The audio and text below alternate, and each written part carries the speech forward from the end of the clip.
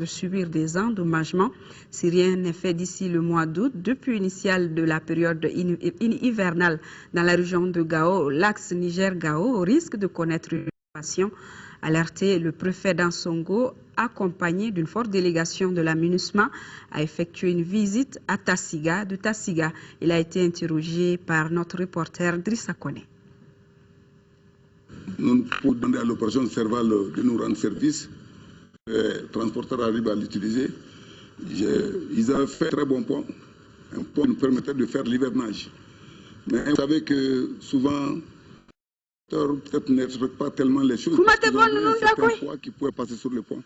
La preuve, le matin ainsi que le soir, les camions venant du Niamey, des transports du personnel, ils passent, les voitures peuvent passer. Mais les gros porteurs qui doivent amener des trucs à Gao ou ailleurs, en sortant, s'ils tentent de passer, ça fait des problèmes. On est face à cette situation aujourd'hui. Et depuis ce matin, le sous-préfet de Ouagadougou m'avait signalé ça. Et aujourd'hui, on est là avec l'adjoint de la MINUSMA qui a voulu venir voir ça de visu. Et ensemble, on a vu. Et qu'il sera souhaitable dans les très prochaines délais de nous faire ce pont-là pour permettre toujours la fluidité de la situation. Lancement officiel des activités du projet d'appui et d'accompagnement des populations déplacées à Mopti par SOS Village d'Enfants pour un coût de 655 millions de francs CFA. Il a pour objectif d'assurer les besoins de 11 366 personnes déplacées et de leurs familles d'accueil. Le compte rendu depuis Mopti de Aminata Touré. Le programme d'appui et d'accompagnement des populations déplacées dans la région de Mopti-Padmou, qui vient d'être lancé, est une initiative des SOS Village d'Enfants Mali. Ce programme d'aide d'urgence de SOS Village d'Enfants est né de l'élan de solidarité de cette organisation en direction du Mali, notamment des populations ayant cherché à sauver leur vie suite au conflit armé et à l'insécurité que connaît notre pays depuis janvier 2012. D'un coût total de près d'1 million d'euros, soit 655 millions de francs CFA, ce programme a pour objectif d'assurer le besoin de 11 366 personnes déplacées et les familles d'accueil. C'est le lieu de remercier très vivement l'Association malienne des villages d'enfants SOS et ses partenaires financiers pour le soutien constant à l'endroit de nos communautés défavorisées. Ce projet qui se veut action humanitaire multisectorielle comprend 4 composantes, entre autres la distribution de denrées alimentaires, le relèvement par la réinsertion socio-économique et les retours dans les localités d'origine. Cette initiative de préparer les personnes déplacées pour un retour au bercail avec l'équipement de ménage indispensable et un outil de production leur permettant de vivre dignement est l'une des meilleures que nous avons connu en cette crise sécuritaire. Il est à retenir que l'équipe de Padmou est appuyée le 1er juin avec un effectif d'une vingtaine d'agents et doit bientôt identifier 20 relais communautaires issus des communautés d'accueil de Soukoura et de Sévaré. De les alternatives africaines d'aide et développement CAD Mali, objectif partagé avec la presse, les résultats de l'analyse des ratios de services sociaux de base en lien avec les OMD. L'étude a été menée à travers un cadre de concertation multi-acteurs constitué de plusieurs fêtières de la société civile. Adama Kodjo. Cette étude a concerné les secteurs de l'éducation, de la santé et du développement durable. Dans le domaine de l'accès à l'eau potable, on constate une amélioration dans l'ensemble. Cependant, dans le secteur de l'assainissement, les chiffres parlent de 30% d'accès des populations à un système adéquat d'assainissement. La coalition des alternatives africaines d'aide et développement est une structure d'analyse des politiques. C'est ce qui justifie l'étude ainsi menée. Nous sommes dit, avec à l'orée de l'atteinte des objectifs du millénaire, qu'est-ce qu'il faut faire. Et nous sommes à tel niveau d'atteinte des résultats et nous devons chercher à fouiller dans les données pour voir réellement qu'est-ce que le gouvernement a fait par rapport à la santé, à l'éducation et à l'eau. Et pour produire un document en vue d'attirer l'attention des gouvernants, de les amener à affecter des fonds conséquents pour l'amélioration vraiment de ces ratios concernant les secteurs cités. Les résultats de cette étude sont capitalisés dans un document intitulé « Document de positionnement politique en faveur des services sociaux de base ». La CAD entend intensifier les actions de plaidoyer et de sensibilisation pour l'atteinte des OMD. L'organisation prône une conjugaison des efforts. Il y a espoir si toutefois toutes les parties prenantes conjuguent les efforts, aussi bien au niveau de la société civile, au niveau des élus, au niveau de l'exécutif, c'est-à-dire du gouvernement. Si nous nous mettons tous, je pense que nous pouvons atteindre effectivement ces objectifs-là d'ici l'an 2015. Prévoir les rubriques santé, éducation et assainissement dans les budgets des collectivités territoriales, rendre effectifs les transferts des ressources des secteurs concernés aux collectivités sont entre autres recommandations de l'étude. Les résultats. C'était un reportage signé plutôt Cheikh Oumar Sissoko Adamakodjo que nous retrouvons pour ce point de presse de la mission d'observation de la CEDEAO dans notre pays. La mission d'observation qui a donc rendu publique une déclaration. Elle a fait des recommandations en vue de parfaire le processus électoral au Mali. Adamakodjo pour le compte rendu. Le scrutin d'hier au Mali a été pacifique, libre, transparent et crédible. C'est la principale conclusion faite par la mission d'observation électorale de la CEDEAO, Communauté économique des États de l'Afrique de l'Ouest. La mission était cet après-midi face à la presse nationale et internationale. Si surprise il y a, c'est surtout la forte mobilisation de l'électorat que nous avons constatée dans la région de Bamako et un peu partout où nos observateurs sont allés. Et je pense que cela traduit l'attachement du peuple malien à ce scrutin comme solution de sortie de crise. Et on ne peut que se féliciter de cet engouement de l'électorat. Nous avons pu apprécier également les efforts qui ont été faits pour qu'à chaque bureau de vote règne la sécurité et que les présidents et les assesseurs des bureaux de vote soient là et que les délégués des candidats également soient là en place pour observer. Le chef de la mission d'observation, John Agyekum Kufor, a ajouté qu'aucun cas de fraude n'a été signalé par les 250 agents de la CEDEAO mobilisés dans les 8 régions du Mali. Dans sa déclaration rendue publique, la mission recommande entre autres la création d'un organe chargé de la gestion des élections doté de fonds. La mission demande également aux partis politiques d'œuvrer pour la discrimination positive en faveur des femmes, des jeunes et des minorités et souhaite la prise en compte des personnes en situation de vulnérabilité dans le cadre de l'accomplissement de leurs devoirs civiques. Assemblée générale du réseau national d'appui pour la promotion de l'économie sociale et solidaire.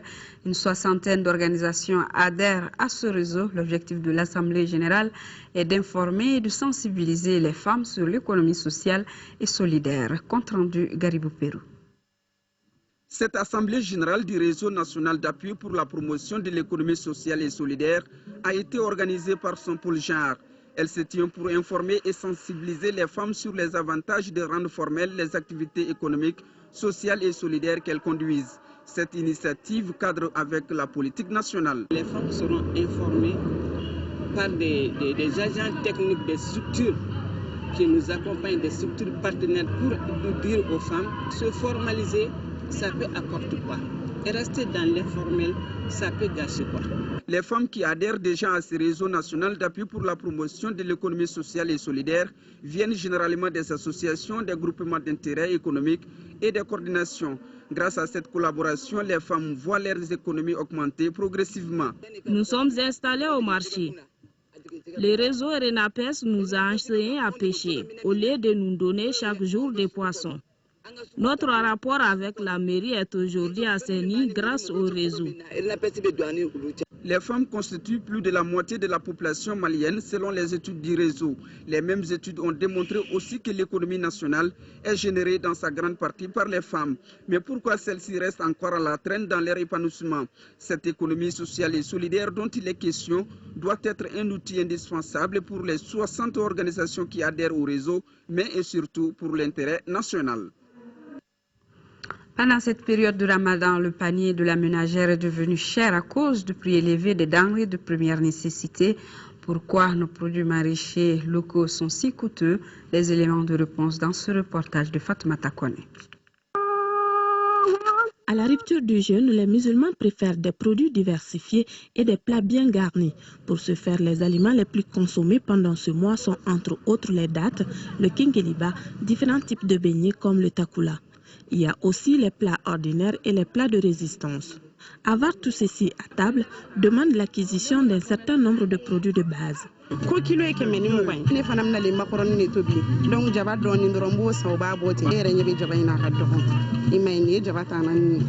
Bi kami bertsika kami duya si kami fo keme segi keme kononto kami kene donc wukoni akera furaye mo bolo. De leur côté, les commerçants expliquent.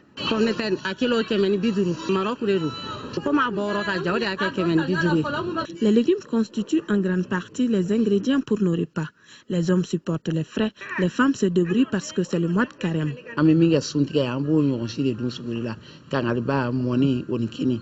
Nous avons constaté que nos compatriotes font grimper les prix.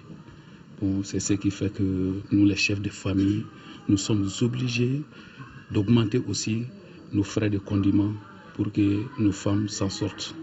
Hors micro, les vendeurs nous expliquent cette hausse par l'importation de certains produits comme la pomme de terre et l'oignon. Pourtant, les produits maraîchers de chez nous, comme céleri et persil, restent chers. Les goûters sont aussi sollicités, à chacun sa préférence. Les dates sont recommandées aux musulmans pour la rupture du jeûne. C'est 10 000. Kira la degeli bunya koso islamé chama ba daba kama usunti keto be tamaru dinglen ta walma dem flo bu nyimi folo kasoro ka fenwere douaka. En plus des dates, le kenkeliba est aussi prisé. Les cuisinières ajoutent à cette boisson d'autres ingrédients comme la menthe, ce qui lui donne une saveur plus particulière. Les takula et les beignets sont surtout faits à base de sorgho ou de maïs. Pour donner un autre goût à cet aliment made in Mali, certaines femmes associent à cela la farine. Les vieilles recettes de grammaire, dont le jus de gingembre et le bissap, ont cédé la place aux jus importés. Les consommateurs en raffolent. En plus de ces jus, certaines femmes préfèrent préparer leurs mets à domicile. Consommer prudemment en ce mois béni du Ramadan, car l'abus de toute chose est nuisible pour la santé. Préserver sa santé et vendre moins cher sont des actes religieux que tout bon musulman doit adopter en ce mois béni du Ramadan. Et la chronique santé du jour qui nous parle d'excès de sucre qui peut amener le diabète dans le monde. Environ 347 millions de personnes vivent avec cette maladie. Au Mali, le diabète est entouré de beaucoup de préjugés qui empêchent sa compréhension. Pour en savoir plus, Focus Santé approcher les spécialistes Tchessira Dambélé et Hadama Diakiti.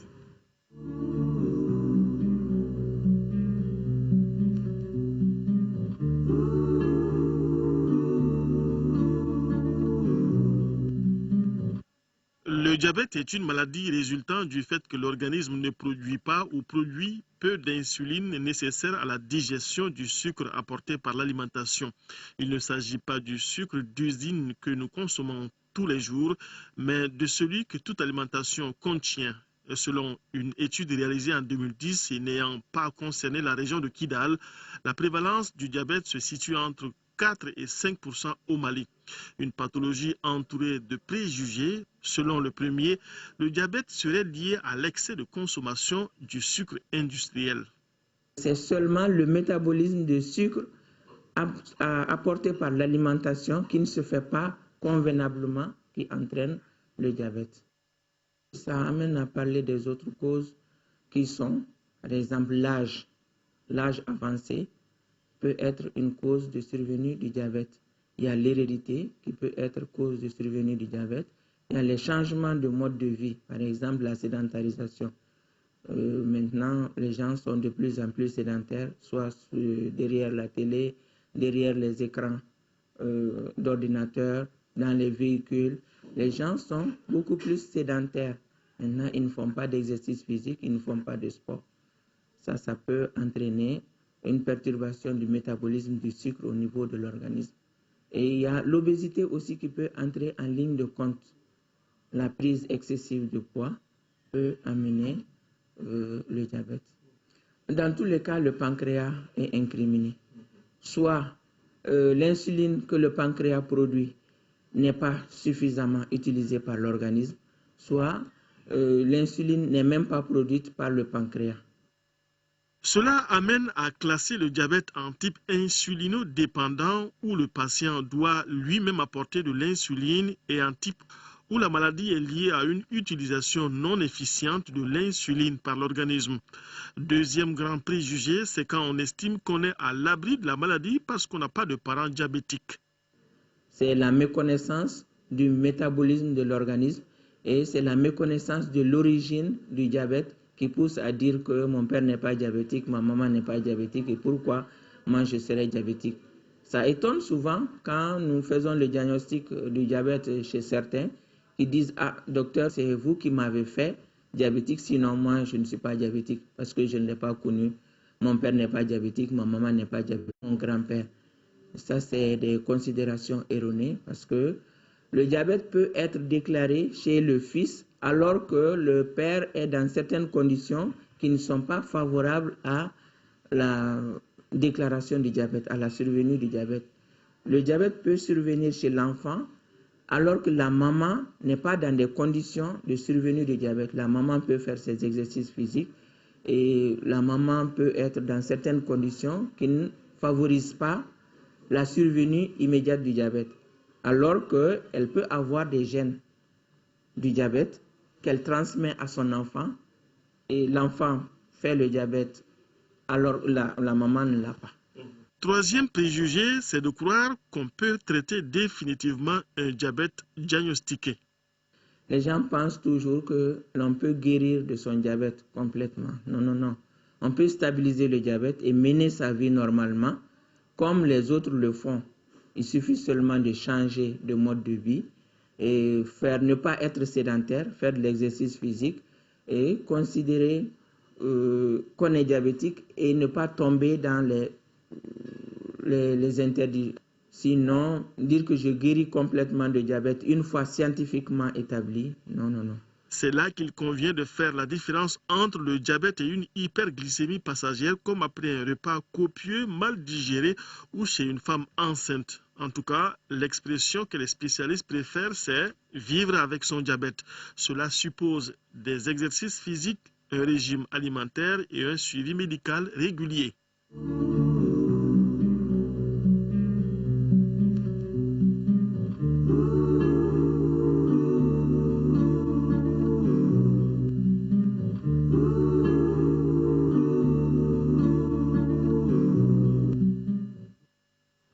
Ainsi s'achève cette édition.